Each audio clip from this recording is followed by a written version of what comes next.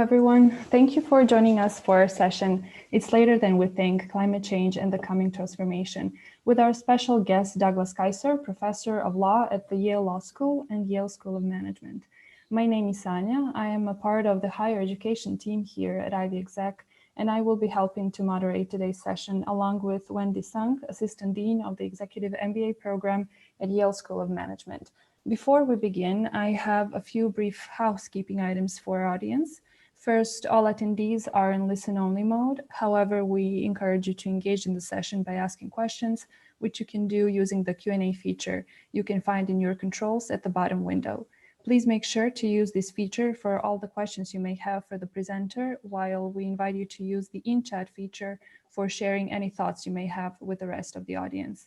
We will also be having a formal Q&A session during the last 15 minutes, but feel free to send in your questions throughout the session as well.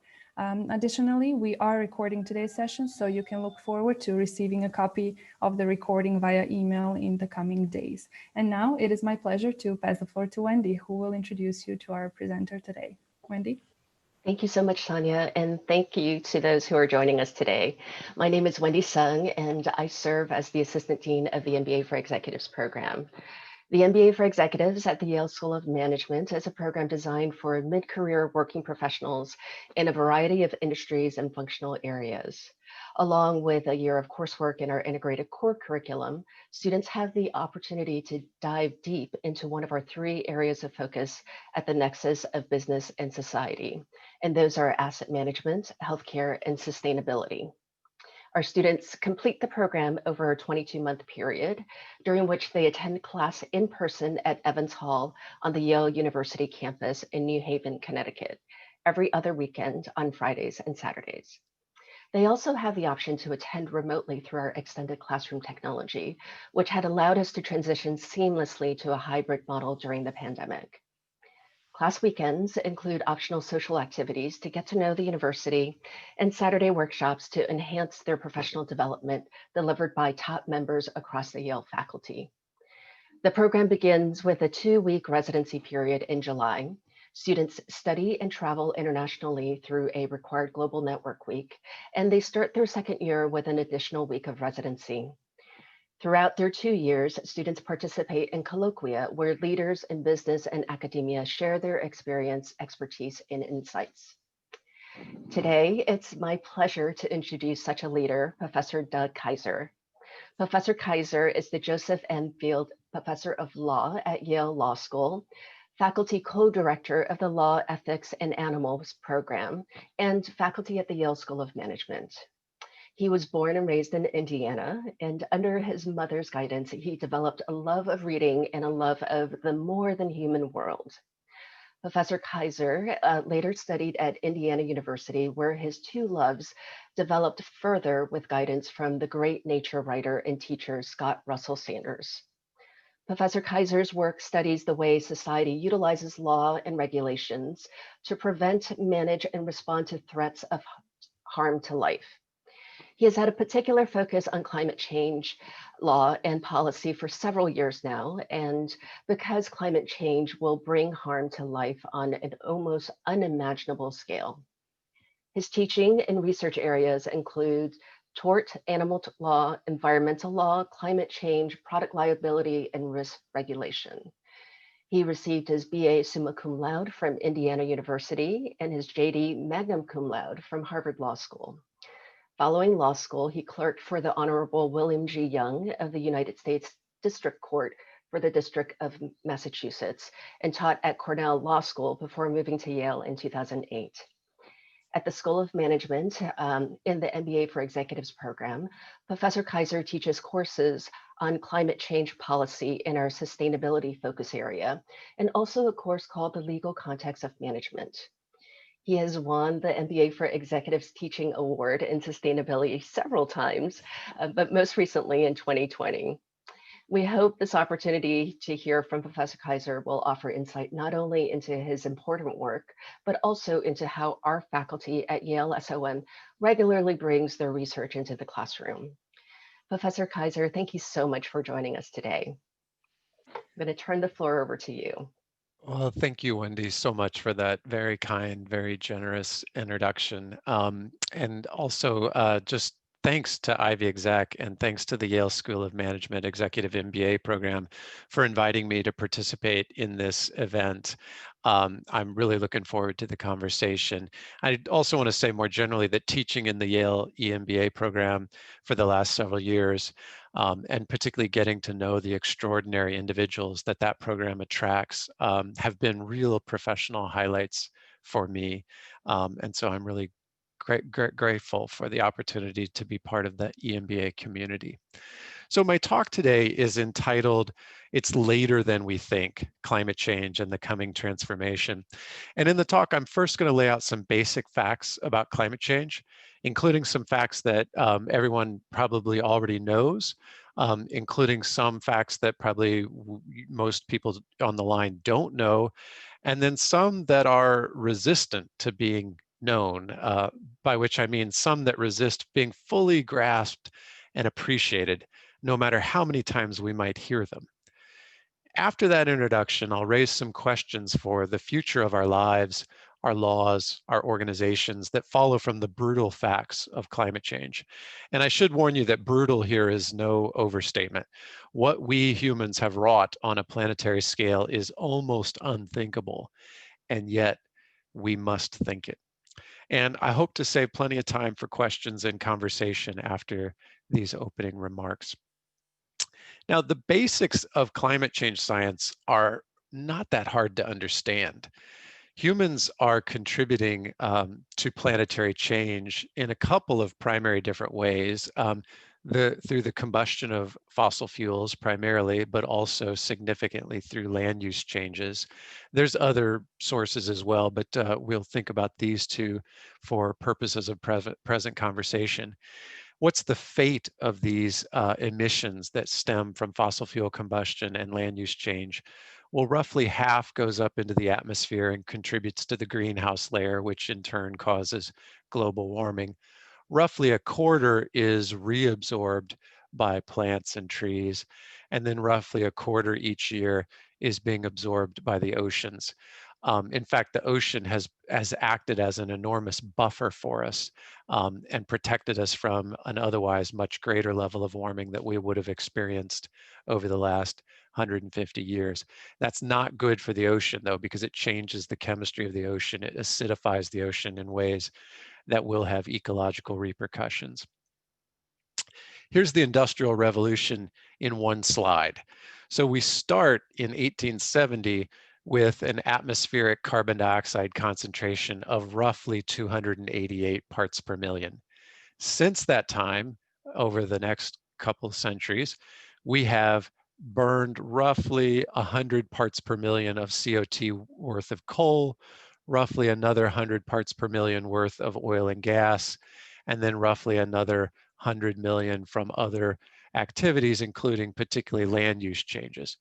So that's all added to the concentration of CO2 in the atmosphere, but we've also seen, as I mentioned, the ocean absorb quite a bit of that and land revegetation taking on quite a bit as well. So the net change from 1870 to 2016 shows this increase of about 120 parts per million. Now, scientists have actually understood these dynamics for quite a long time. They've understood for quite a long time that adding carbon dioxide, the principal greenhouse gas emitted through human activities, could result in a warming of the Earth's atmosphere. And one of the earliest experimental demonstrations of this fact was reported in 1856 in the American Journal of Science and Arts. The experiment was conducted by Eunice Newton Foote, a scientist, inventor, and women's rights advocate from Seneca Falls, New York. Her findings were read before the American Association for the Advancement of Science at that organization's annual meeting, and they were later published under the title Circumstances Affecting the Heat of the Sun's Rays. And it's noteworthy that her paper was read at the meeting by a male scientist from the Smithsonian Institution. Historians speculate Eunice herself was not permitted to deliver the paper despite being its author. Nonetheless, her study of sunlight's effect on different compositions of gases in sealed vacuum tubes um, unequivocally demonstrated that increases of carbon dioxide in the air resulted in a heat trapping effect and could increase the Earth's temperature, as she speculated in this quote that I've highlighted. Now, it wasn't until the middle of the 20th century that scientists began to monitor atmospheric carbon dioxide concentrations, most notably through a research station atop a mountain in Hawaii that was established by the great climate scientist Charles Keeling. The data series that he secured, along with others that would follow, shows an inexorable rise in carbon dioxide concentrations, interrupted only by slight ticks up and down that accompany the seasonal cycles of plant growth and decay. In May of this year, right in the midst of the pandemic, atmospheric concentrations of carbon dioxide reached 417 parts per million, the highest level in recorded human history. A similarly dramatic rise has now also been documented with respect to methane, which is a potent greenhouse gas that I hope we'll have time to return to later on in our conversation. Over time, scientists have linked the increase in atmospheric CO2 to human activities, primarily the combustion of fossil fuels, as I mentioned, but also large-scale land use changes like deforestation. Scientists have worked mightily to disentangle the human-caused or anthropogenic influence on radiative forcing from other influences like solar cycles, volcanic activity, cloud cover, and so on. At this point, it's not disputed that the human contribution to radiative forcing is substantial and increasing. It's also not disputed that, as Eunice Foote's 1856 experiment predicted, that the climate has been warming, and that the bulk of that warming, especially since the so-called Great Acceleration following World War II, is attributable to human activities. Here is a more intuitive way to visualize the temperature. So we are going to see temperature anomalies recorded, blue meaning less than average, red meaning above average, and it's going to bring us right up to the present date. And then there'll be a slight pause in the animation, and then it will shift to projections for the remainder of our century.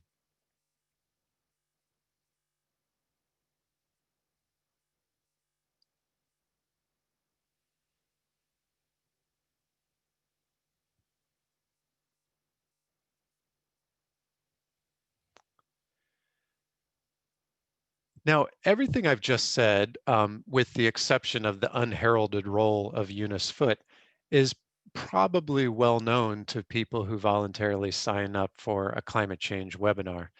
What I want to say next likely may not be, but it's absolutely critical to full understanding of the climate change problem. If I were given a chance to present just one slide on climate to the entire world, I would choose this one.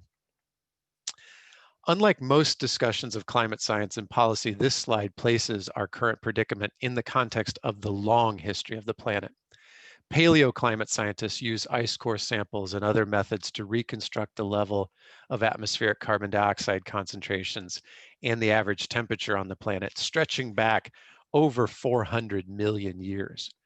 And what they've learned is that we are currently at a level of atmospheric CO2 that has not been seen on the planet for at least 3 million years, back to a time before humans existed, a time when sea levels were around 50 feet higher than they are today. On our current trajectory, by the year 2050, we may hit a level of atmospheric CO2 not seen on the planet for approximately 50 million years, back to a time when palm trees grew in Alaska and crocodiles swam in the Arctic. If we continue on at our current pace for another century or two, we will have to look back some 200 to 400 million years to find an analogous period in our planetary history.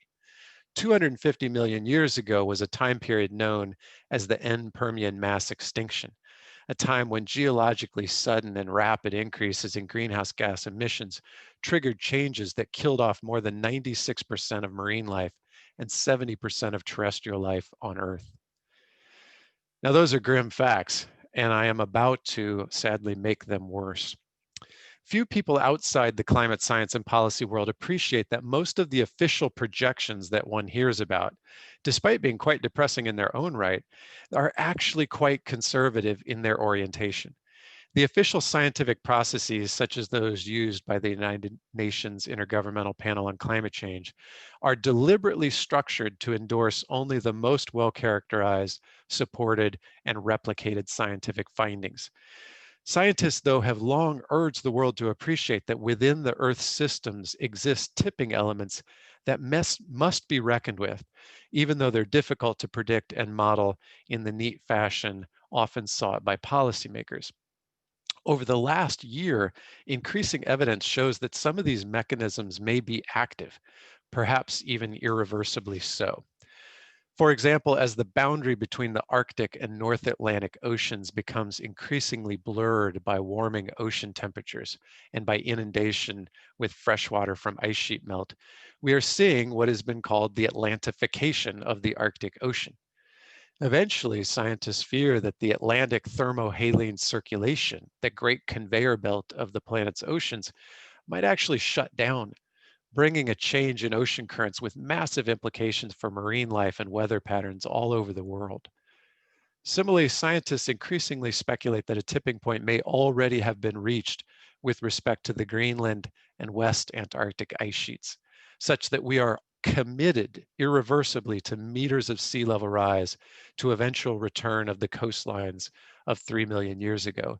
Even East Antarctica is beginning to show signs of glacial collapse, which means that the vast ice sheets anchored on land will also become destabilized, findings which have led scientists to revise dramatically upward their projections for potential sea level rise during this century alone.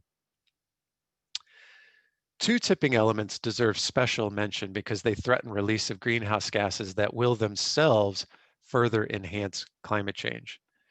The Amazon rainforest contains literally billions of tons of carbon sequestered in trees and other plant life.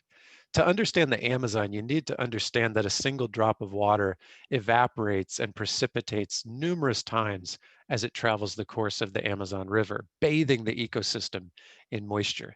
It's said that trees in the Amazon make their own rain, but with enough increase in temperature or enough deforestation due to fires and logging, that single drop of water will escape from the cycle, and the system can rapidly tip in a period of years from wet rainforest to dry savanna, releasing in the process those billions of tons of carbon, which in turn will enhance climate change even further. Similarly, we see worrying signs that the Arctic is moving into a new state characterized by unprecedented heat and wildfires.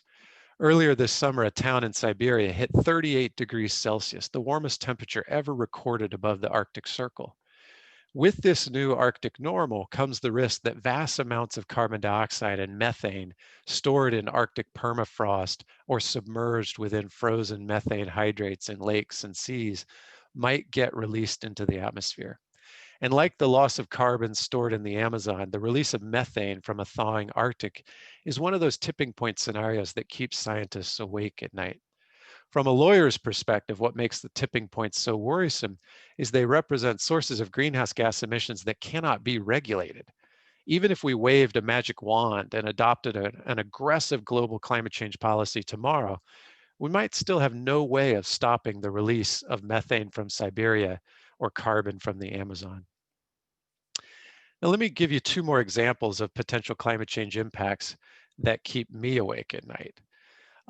So first, this is an interesting visualization of all of the logged maritime shipping routes that were active at one single point on one day in the year 2012.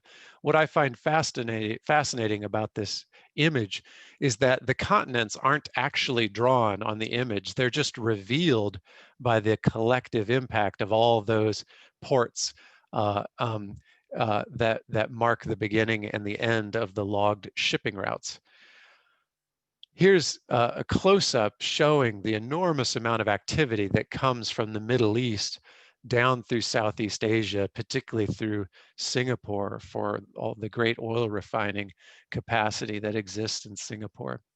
Now, why am I pointing this out? I'm pointing it out because so much of the world's geopolitics is bound up in these current practices and these current patterns.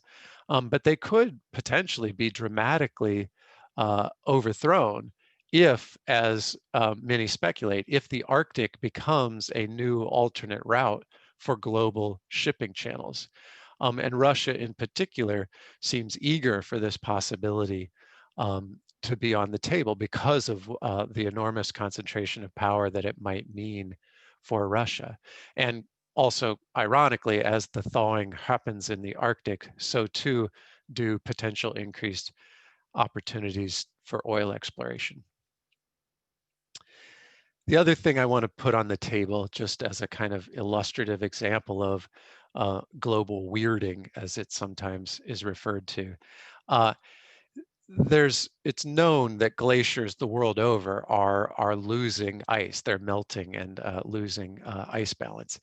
And it's also been known by scientists for some time that a phenomenon known as river theft can occur as glaciers melt and degrade. Now, river theft refers to the idea that a stable glacier slowly trickling water will feed a river down one side of a mountain. But as the glacier itself changes in composition, at some point, it might tip to a new equilibrium in which the glacial melt runs down the other side of a mountain, changing dramatically the course of the river. Now, scientists have known this can happen in theory, but we've had one of the first ever observed cases of it happening a few years ago in Alaska.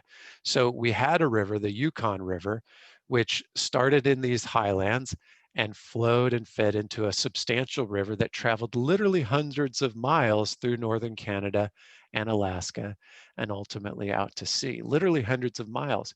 And then over the course of 4 days, it shifted to a dramatically different melt pattern with a dramatically different ultimate source. And the river went from looking like this to this in 4 days. Now, not a lot of people lived along the Yukon River, so it wasn't really a well-noted event. But imagine what would happen if some of the great Asian rivers, upon which literally well over 1 billion people depend for their access to water, transport, shipment, etc. Imagine what happens if the great Himalayan water towers represented in those glaciers suddenly start doing things like channeling the Ganges River in a different direction in 4 days. So the upshot of all of this is clear and stark. It is later than we think. Because of the extraordinary inertia and nonlinearity of the climate system, we are entering uncharted territory no matter what choices we make from this moment on. We are sledding on melting ice. For the foreseeable future, we must live knowing the ice may break beneath us. Now, I mentioned scientists have understood the basic physics of climate change since at least the 1860s. Governments have been warned about the potentially catastrophic effects of climate change since at least the 1960s. Every US president since John F. Kennedy has been given high-level briefings detailing the planetary scale and catastrophic consequences that would follow from continued combustion of fossil fuels. This is a report from the National Academy of Sciences in 1962, which describes clearly the climate change problem, describes its causes, describes its potential effects. Importantly, the report also includes a clear and unequivocal policy suggestion: maximize utilization of solar energy, 1962. Here's testimony from a Senate committee hearing in 1963 describing carbon dioxide as a form of air pollution, warning of violent air circulation and more destructive storms if we continue to emit CO2 that contributes to climate change. Lyndon Johnson gave a presidential address on environmental issues in 1965, which cited the steady increase in carbon dioxide through the burning of fossil fuels as a major threat to humanity, 1965. A scientific report to the president in that same year called carbon dioxide from fossil fuel combustion the invisible pollutant, warned that within a few short centuries, we are returning to the atmosphere carbon extracted by plants over 500 million years. This process, the report noted, will produce marked climate change. Those warnings are from the early to mid 1960s. They've been repeated at the highest levels of scientific and policy communities every decade since. Yet over that time period, essentially nothing was accomplished by way of policy and action to arrest the growth of greenhouse gas emissions. Remarkably, when we go back to that 1965 report to the White House, it includes a prescient projection of how much atmospheric CO2 concentrations will rise over the ensuing decades if nothing is changed, and the projection was very close. The report also predicted the precise predicament we find ourselves in now, which is that without a concerted global effort to decarbonize national economies the world over, we will be left only with the prospect of geoengineering as a regrettably necessary option to put on the table. That report again was from 1965. Again, why was so little done? The answer is complex, but a lot has to do with wealth and power. Researchers estimate over $20 trillion worth of known fossil fuel reserves exist above the 2 degrees Celsius temperature target that the UN panel on climate change has warned would be catastrophic for humanity to cross. That's $20 trillion worth of reserves that are owned on the balance sheets, counted as assets in someone's ledger of wealth, but that cannot be burned without entertaining climate disaster. Of course, it's hard to imagine power walking away from $20 trillion without a fight. Now, I know many of you are on your lunch break, so let me try to make the tone a little less gloomy. Despite everything I've just said, there are signs of rapidly and in some cases dramatically changing political dynamics. The oil and gas industry is in upheaval at the moment, not just from a pandemic-related drop in demand, but also from increasing public and private sector commitments to decarbonize by mid-century. Banks, insurance companies, asset managers, other financial services players are stepping up pressure on their clients to recognize climate change as a core business risk and to view decarbonization as a central factor in maintaining their social license to operate. Even the emissions behemoth China has announced a plan to achieve net zero economy-wide emissions by 2050, although much remains to be seen about whether and how quickly China can follow through on that commitment. China and the US have gotten most of the attention in discussing international climate policy, and with good reason. They are far and away the two largest national emitters on the planet. Notice though that if we look at emissions as a function of per capita emissions, the amount that these countries emit weighted by population size, you get a different picture. Then we in the US look like the kind of least efficient and most gluttonous source of greenhouse gas emissions, followed by Russia and Japan, and then China only appears down here. A big emitting nation like India looks very different from a per capita perspective based on the much larger population size in India. And if you think of emissions per capita as a rough measure for development status or for standard of well-being, then you see that there's quite a bit of fairness and justice issues that are implicated by how we discuss burden sharing nationally for decarbonization. Another factor that ought to be understood here is that typically we report emissions based on where the carbon emission occurs in terms of production. But if we look instead at where the benefit of the item producing the emissions is consumed, then we get a different picture, because a lot of what's been happening over the last 20, 30 years is that greenhouse gas intensive manufacturing activities have been moving away from the US and Europe to places like China and India and so on. And so if you look at consumption measures of emissions rather than production, then the disparities between these countries look quite different. And also it's important to recognize that greenhouse gases stay in the atmosphere for a long time, in some cases decades or even centuries. And so the warming that we are experiencing is attributable not just to what any country is doing in a given year, but to what's been happening since 1850, since the beginning of the Industrial Revolution. And if you count those legacy emissions as an important fairness consideration to think about when allocating international burdens to reduce greenhouse gas emissions, then of course, again, you get a different picture. Even the highest emitting present nation, China, looks like a much smaller player compared to the US and Europe, given the head start that they had on industrialization.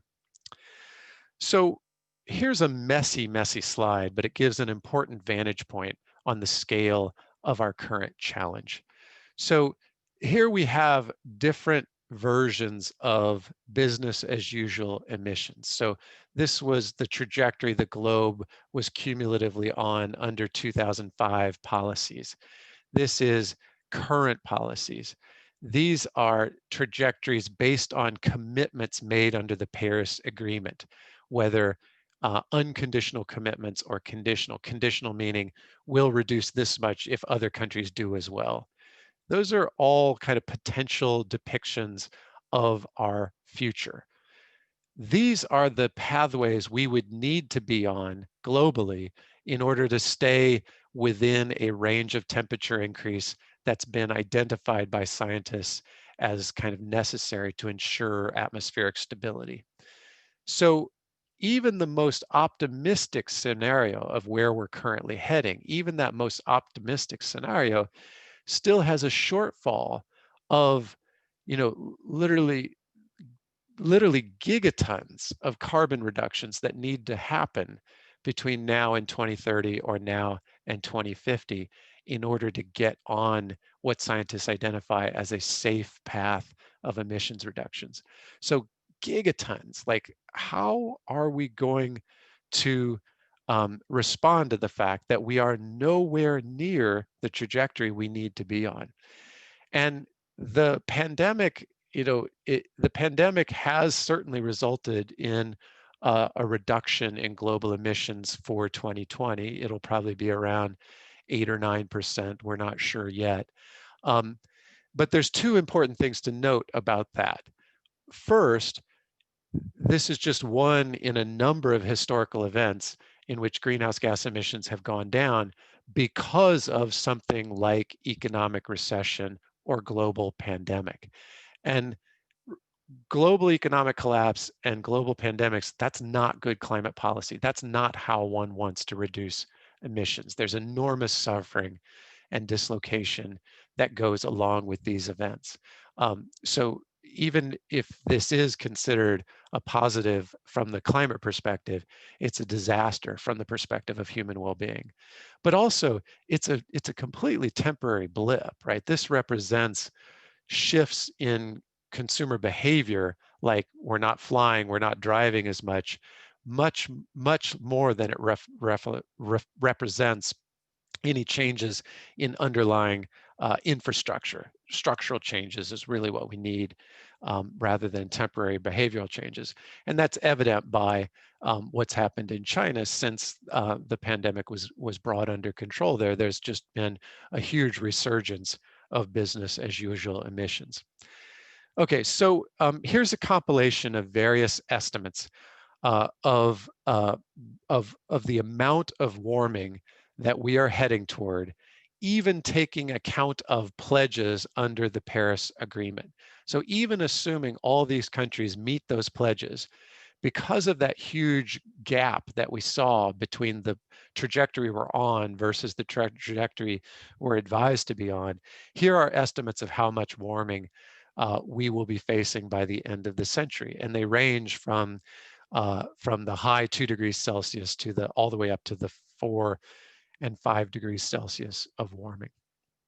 So it's for this reason that the UN is now warning that we might hit 1.5 degrees Celsius of warming even within the next 4 years. So again, it's later than we think. It is later than we think. If we instead want to imagine what our emissions paths would look like if we held to that 1.5 degrees Celsius target, it would have to look like this. Basically, the sooner that we peak global CO2 emissions, the less steep the reduction curve will need to be in order to stay on a 1.5 degree pathway. The later we wait, the more dramatic, almost unthinkable transformation on a time scale given current technology. The later we wait, the more dire the transformation challenge we will face. So assuming we don't have access to some miraculous negative emissions technology that could draw down existing CO2 concentrations from the atmosphere, then we instead need to begin a process of fundamental and rapid transformation of nearly every sector of modern industrial society. And the transformation will be coming one way or another. It can happen violently and unexpectedly through the impacts of climate change, or it can happen with foresight and deliberation through our efforts to ward off the worst effects of climate change. The choice is ours. The moment is now. It's later than we think. Okay, I want to stop there because I'm really hoping we can have a chance to take questions and make this more interactive. Thank you. Thank you so much, Doug. And we're going to switch over to the question and answer portion. If you would submit questions through the Q&A feature on Zoom, that would be great.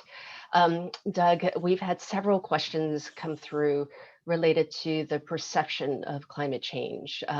Why do so many people think that global warming is fake, or or that it's just a natural occurrence?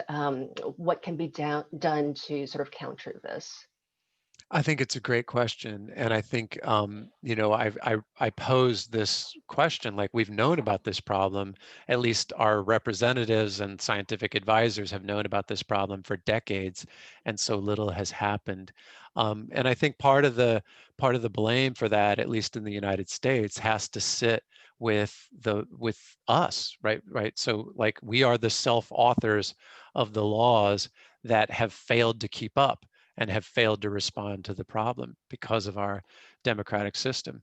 And so, a lot of people in the climate policy community kind of they have this this kind of input output model. They just think that people who are skeptical or denialist about climate are just lacking the right information. And if we just keep presenting the information in more accessible, kind of more compelling ways, that eventually the information will be internalized and people will change their voting preferences and their policy demands, and we'll have the breakthrough we need. I think human psychology is much, much more subtle and, in some sense, like more interesting than that. I think what part of what explains it is that none of us want to believe that we are embedded in systems that are going to cause massive suffering, right? Suffering either, in the future or suffering now, right? Wildfires are killing people now. Hurricanes are killing people now. None of us want to believe that our actions, simple daily actions of turning on lights and driving vehicles and eating meat, these simple daily actions are actually bound up in a system that is wrecking massive harm, right? Because we basically want to think we're decent, good people, right? And so the climate change creates this awful dissonance inside of us. And there's different ways you can resolve the dissonance. You can try to take action to contribute to the change you want to see in the world, right? You can stop eating meat, you can get an electric vehicle, you can limit your air travel, you can try to do all those things personally. And to the people who are able to do that, you're climate heroes, hats off to you. But for the rest of us, like, we still got to go on with our life, right? We still got to shop given the grocery system we have, and we have to rely on the transportation system that we have, which is not very friendly to efficient, mass transport. So for the rest of us, then we're left with this bad feeling of I'm doing things that are contributing to an awful disaster, and I don't know how to resolve that tension. And one way to resolve it is to look for ways not to have to confront the problem, ways to doubt the science, ways to kind of what they say, what psychologists call elastic justification, right? If the science is uncertain, I'll interpret it in a way that it's not so scary and it's not so damning of our current ways of living, because I have to keep living each day, and I don't want to believe that I'm condemning my children or my children's children to a life of suffering. So I think that's part of it, is we just have to be more empathetic and more understanding of why it is that this is such a hard thing for people to get their heads wrapped around. And then, you know, then start offering people a vision in which they're able to see themselves living, waking up, making choices, going about their days in a way that is not so harmful and damning. And I think, honestly, that's part of why the Green New Deal has gotten the amount of traction that it has. I'm not here to stump for the Green New Deal, but like, it is a more positive vision of the future than standard environmentalist climate change scaremongering, right? It's a way to reimagine a world in which we can still move and eat and work and transport and consume without the additional cognitive dissonance of thinking that our practices are harmful. And individuals, as you said, Doug, I mean, we do small actions each day that have a compounding effect. You know, and you mentioned some of the things that we as individuals can do. What can be done? What can we do individually to make a bigger impact, to champion for structural change, or to actively help engage in the change that can happen? Thanks. It's a great question. And I'm going to digress a little bit because I'm often asked when I do talks on climate or environmental issues, I'm often asked, what should I be doing? Um, and they're generally frustrated by my answer, because I'd say, you know, there's a whole eco guilt industry, right, that's going to try to market you reusable tote bags and light bulbs and such. And those things are important. Why, you sure do them. I mean, usually it makes economic sense to do them, but they're really not that determinative of an individual's impact. If what you really care about is, what is my own personal individual impact on something like climate change, then the questions to be asked are, do you have children? How many children do you have? Right? What kind of house do you live in? Is it multi-dense, you know, apartment living, or is it suburban sprawl, car-dependent living? You know, how do you transport yourself? How often are you on an airplane? Those are the big ticket items from a greenhouse gas perspective for an individual's impact on the environment. But, you know, focusing on any of those, you realize, well, that's just the wrong way to frame the problem, right? We'd be, if we're going to count on everybody to individually come to a climate enlightenment and stop having children and give up meat and never get on an airplane, if that's the way we're going to try to solve this problem, you know, because if you think about the structure of that problem, it's like telling me I would have to, you know, not have had my two children.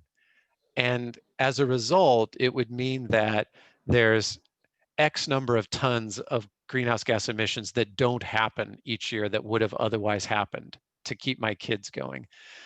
But I love my little emitters, and my little emitters have like completely changed my life, and they've changed my whole framework for understanding meaning and value and purpose in life. And so to kind of expect an individual to have such a dramatic personal life course shift to create what would be an indiscernible, undetectable benefit from the climate's perspective. I mean, literally, it's not even spitting in the ocean, it's nothing.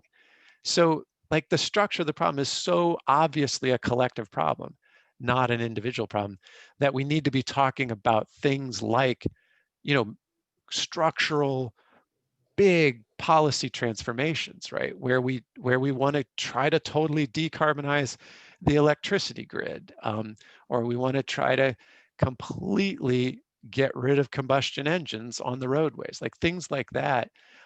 Those can make a difference. And then the question becomes, well, how do we connect the individual to the collective? And that was really the question you asked, Wendy, and I'm sorry it took me so long to get there. But I mean, what I tell people is be a citizen, right? Rediscover what it means to be a citizen. And that's not just voting. Often in the United States, citizenship just gets totally reduced to the idea of voting. But it's much, much more than that. It's being a kind of person who wears not just a consumer hat or a worker hat, but a citizen hat, which means talking to neighbors, talking to family members, reading, news sources broadly, not just your own personal echo chamber, and bearing, the responsibility of self-authorship for our country, which is what a democracy really means, right? And so bearing that responsibility. That's wonderful, Doug. Thank you.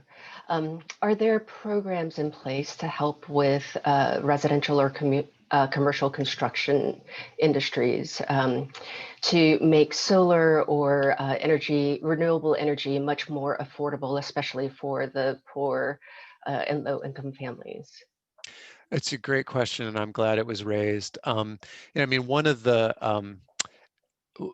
arguments against a lot of climate policies is that they will raise the cost of something that's a core human essential, whether it's transport or food, or energy, and the policies have to be sensitive to that regressive aspect of raising prices. And so, you know, that doesn't mean we shouldn't do the policies. It means we should kind of broaden the lens to think about more of what's on the table. So from the public finance perspective, there's literally hundreds of billions of dollars of subsidies going to the existing infrastructure, which is largely fossil fuel dependent. If those subsidies get shifted in a different direction, then there could be enormous public financing available for the kind of transition that we're talking about, and it can be targeted at the individuals and families who are most in need. But there's also ways to use policy to mobilize private sector finance, and we saw this happen after the 2008-2009 collapse. In the US stimulus bills that were passed at that time, the Obama administration was able to direct a sizable chunk of the dollars to really supporting things like residential building efficiency program, residential solar, and so on. And what we see, it's just good old-fashioned industrial policy, but we see that gave these nascent industries a jump start that they needed. And if you look at the growth that's happened in the 10 years since that time in those sectors, it's enormous. Cost reductions, employment growth, installers being hired everywhere. And so, I think we need to be very deliberate about how public resources are used in order to help support and catalyze those transformations. There's a few questions around sort of the type of energy that you might support, nuclear versus coal versus natural gas. Can you talk a little bit about that? What Yeah. might be better? Yeah, sure. So this is kind of treacherous territory because um, it seems like every source of energy has some countervailing consideration. Even when you mentioned wind, people say, well, what about the birds? You mentioned solar. There's endangered tortoises in the desert that are going to be impacted. Like everything has a cost, and I think that's one place in which I deeply agree with the economists that there's always trade-offs. There's always trade-offs, and something like nuclear. Um, I end up getting in trouble with my environmentalist friends because I'm sort of like nuclear curious. I think of the nuclear industry as an industry that has provided electricity with relatively little mortality for its entire existence. And I say that in a way it sounds extremely insensitive to victims of Chernobyl or victims of Fukushima. But if you think about the fact that literally hundreds of thousands of people die prematurely every single year due to coal, hundreds of thousands every single year due to coal, I don't see how we can't have nuclear on the table as as part of the energy portfolio. But again, that gets me in trouble with some of my environmentalist friends. In terms of the negatives of solar and wind, I mean, I think the negatives are overblown, and sometimes they're used quite strategically to try to divide or split the green energy community off from the environmentalists. I mean, at the end of the day, the wind turbine bird problem is tiny, compared to like what household cats do. Household cats kill gazillions of birds every year, and so I think it's worth kind of being skeptical of some of those critiques. Thanks. There was a question related to one of your slides. Can you talk a little bit more about the CO2 levels and as it and the rise to elevated levels millions of years ago? What caused that? Okay, sure. I'm glad we got a question about that slide. I mean, that's the one that I can never stop thinking about. And I should offer a couple of caveats about that slide. When I said we're on target, we're at a level now that we haven't seen for 3 million years at least. That's not disputed. And we're on target by mid-century to be looking at back, 50 million years. What that doesn't mean that instantly, when we get to 2050, that we're going to have 50 meters of sea level rise. It doesn't mean anything like that. There's just enormous lag in these systems. So what you can't see it because we're looking at 400 million years on one single slide, but the CO2 level might get to here, and then it would take thousands of years for that impacts to be fully realized in a new equilibrium of the system, including ocean level rises and all that stuff. So I don't want to be too much of a scaremonger. On the other hand, if you think about, well, what is the human responsibility to the future, right? Do we owe anything to humans that are going to live 100, 200, 500 years from now? If we know that we're setting in place physical processes that are irreversible, I mean, our fingerprints are going to be on these effects, no matter when they happen. And so should they be part of our kind of sense of ethical responsibility and political discussion? To get to the specific question about, well, what caused the rise in those past eras? It wasn't the combustion engine, right? It wasn't Exxon or Ford Motor Company. It was mainly volcanic activity.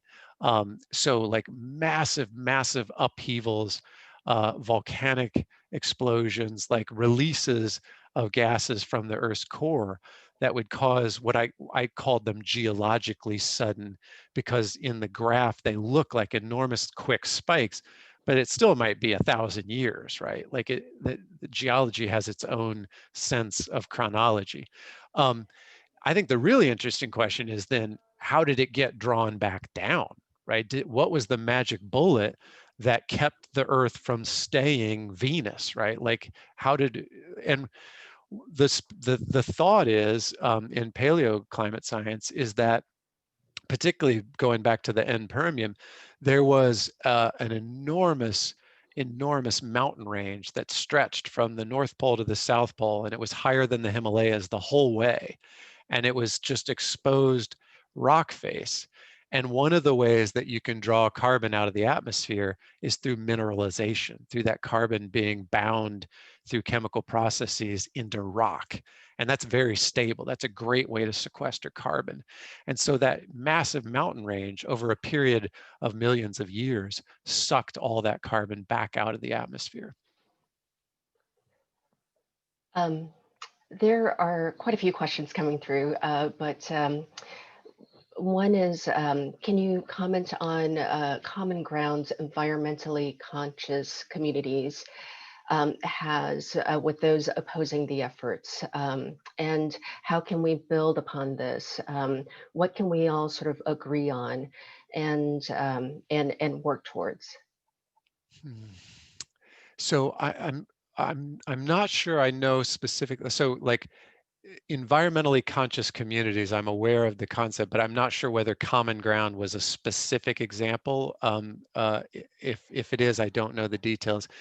I mean, I think, just taking a step back and thinking about, well, like this notion of common ground, how can we bridge an environmentally conscious community and the kind of the psychologies and the value systems that would be represented by people in those communities with people who are, denialist or skeptics on the opposite end of things.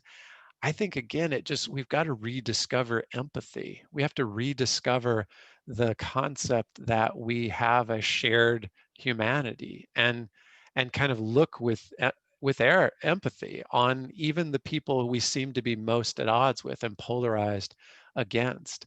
And like this is a weird time in the history of the United States to be to be saying we got to get beyond polarization, but like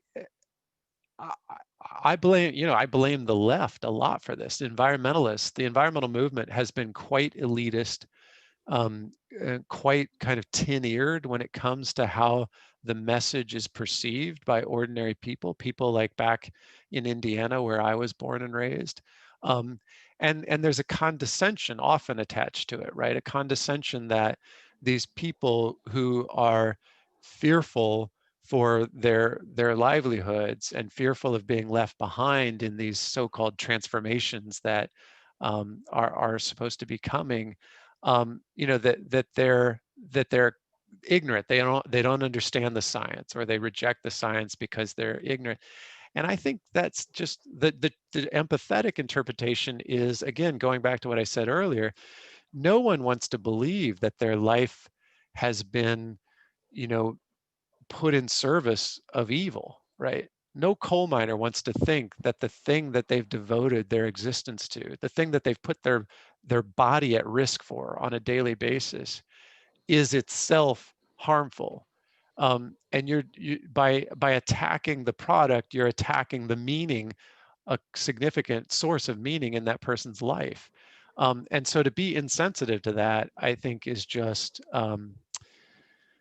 well, it's not how we're going to solve the problem. Let me put it that way. Well, Doug, I think we're coming to the end of our time. We didn't even get through half of the questions that came through.